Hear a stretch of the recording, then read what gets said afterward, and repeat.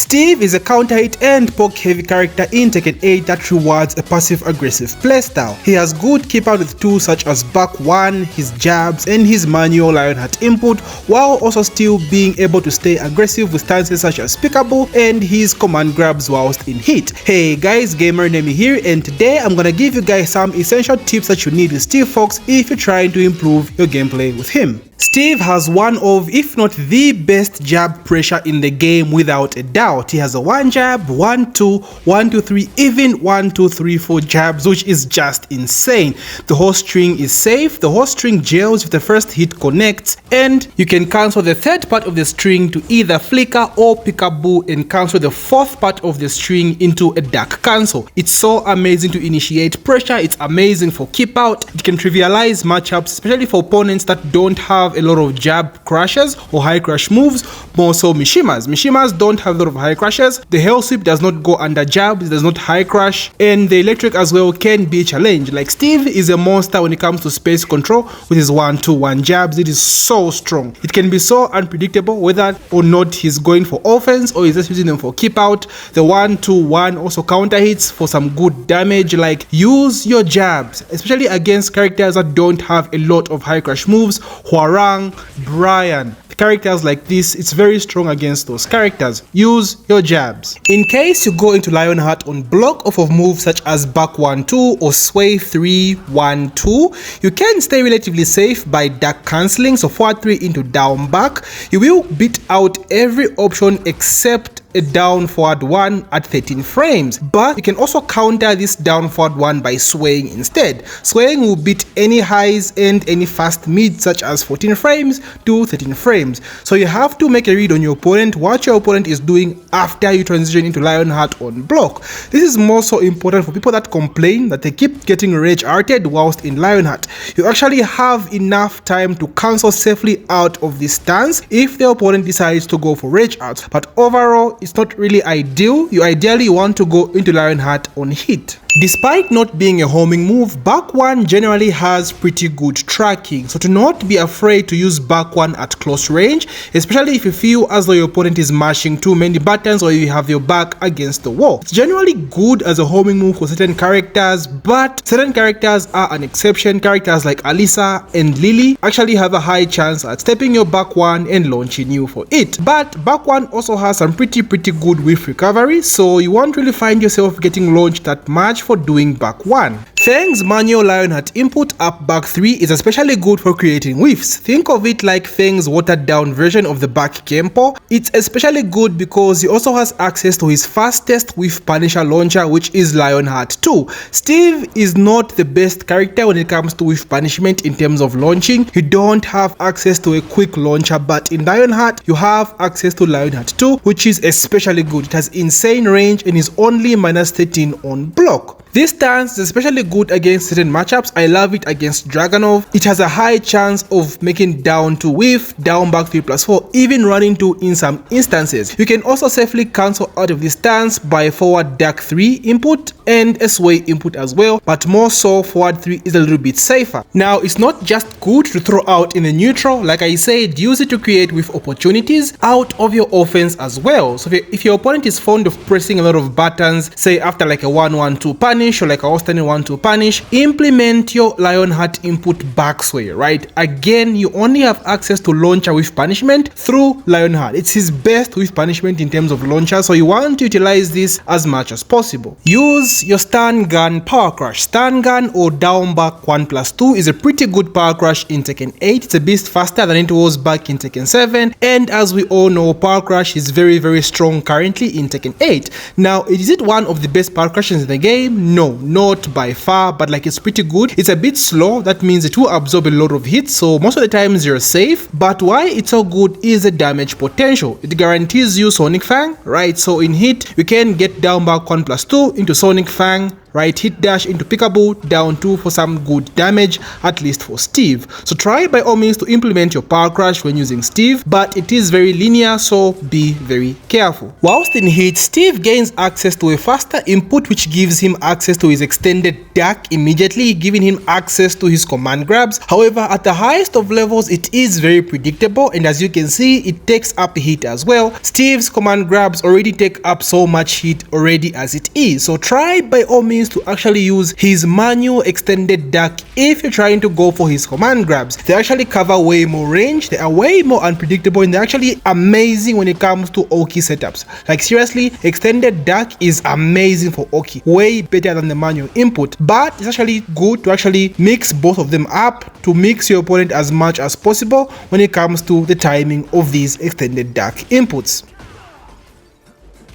Speaking of his hit, please make use of Steve's command grabs. Remember, both grabs do 50 damage, and 50 damage throws are very rare in Tekken 8. This is not damage that you can ignore in this game. Now granted, his hit grabs take up a lot of hit gauge and they can be guessed, you can guess right and still take up a chunk of his hit gauge, but you just can't ignore this sort of damage. The one throw in particular has the potential at the wall to net you over 100 damage. This is not damage you can simply ignore. Again, make use of Steve's command grabs. Steve's hit grab is a high, so just like King, the opponent would rather duck than actually take the guess on the mix-up. So this opens up an opportunity to implement a mix-up in the extended duck. Steve has access to extended duck 1, which is a safe mid that knocks down for a follow-up forward 2 for guaranteed 40 damage, or extended duck 2, which is a huge launcher and has potential to actually net you 100 damage as well. Like this thing does so much damage, so use this opportunity to implement some mix-ups in your hit grab gameplay. So earlier we spoke about how Steve's jab have like really good space control, good keep out, and a good way to initiate pressure, especially against characters that have no good high crush moves. Now this becomes a complete opposite against characters that have really good high crushing moves, especially lows, right? So characters like Victor with down back 4, Lars down back 4, Jin down 2, Feng down back 3. Your over reliance on jabs or back 1 against these characters is going to get you killed, right? These matchups you have to play smart and throw out a lot of mids, more so mids like down forward 2, which I'll talk about. Overall, don't rely too much on jabs and back 1 against characters with high crushing lows. It's very dangerous and it will get you killed. Steve's duck cancel forward 3 down back is an amazing approaching to it. Goes under highs, you're relatively safe because you're always holding down back, and remember he has access to a full crouch low which takes him into peekaboo that lets you continue your pressure. So it's very good, but the most important part about this approach is the fact that it goes under jab. So for example, against Mishimas, this will go right through an electric, right under the electric, giving you easier access to outstanding punishment, right? So like I said, this is why Steve is very good against Mishimas. So stuff like this, right? So you can't really spam electrics against Steve as a Mishima, and it's so good against characters that have down forward 2s that launch only standing opponents, because while Steve is in duck cancel, he is in a crouch status, so a down forward 2 won't launch you. So like poor, low, these characters won't launch you whilst you're in this state. So a very good approaching to high level stuff you don't really hear about. So this is a very important one, guys. Make sure you use your duck cancels as an approaching tool. So earlier we spoke about how you don't want to over rely too much on back 1 in jabs against opponents that have really good high crush moves like lows. So this brings me to down forward 2. Down forward 2 feels very neglected in this game. I get it's not the same as back like it was in Tekken 7, but it's still a very good mid. It's one of Steve's best mids. Honestly, I feel like down forward 1, down forward 2 and rocket launcher are 3 of Steve's best, each serving a completely different purpose. So guys, use your down forward 2, especially against characters with low counter hit sweeps. You have to use this move, do not neglect it. Steve's sways are still as underused as ever. I feel as though only the OG pro Steve players from like Tekken 5 and back in the day still use his sways. His sways are still so good, and mind you, sidestep was buffed in this game, which includes the sways as well. The sways are more than evasive, or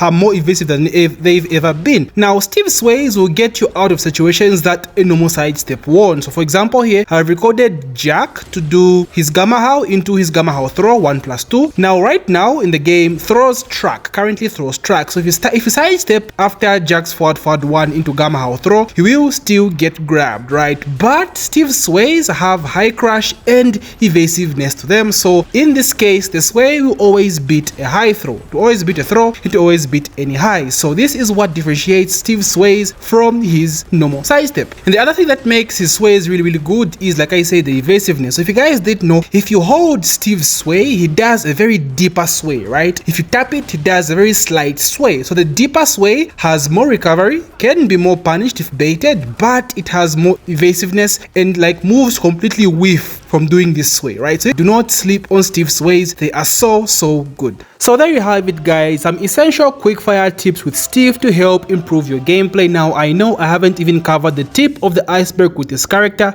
He's a very difficult character to play and he has so much depth to him, right? So the Steve guide is coming, guys. Please be patient. I want the game to be fleshed out. I feel as though there's a lot of tech still being discovered, so I want it to be fully fleshed out before I dive deep into our boy. No, Diddy. We dive deep into what makes Steve good, how he's better, like more patches are coming, so he just gets better. Things are changing like almost every month, right? So I want to wait until the game is in a stable state, is fleshed out, and then I'll drop the Steve guide. Now there is more I haven't talked about, like I said, Peekaboo, more Lionheart stuff. I will make separate guides separately for those videos, so please look forward to that. If you love Steve, then please consider subscribing and don't forget to that like button. So if you enjoyed this video, please check out my Steve combo video as well to help improve your combos. So GG my boys.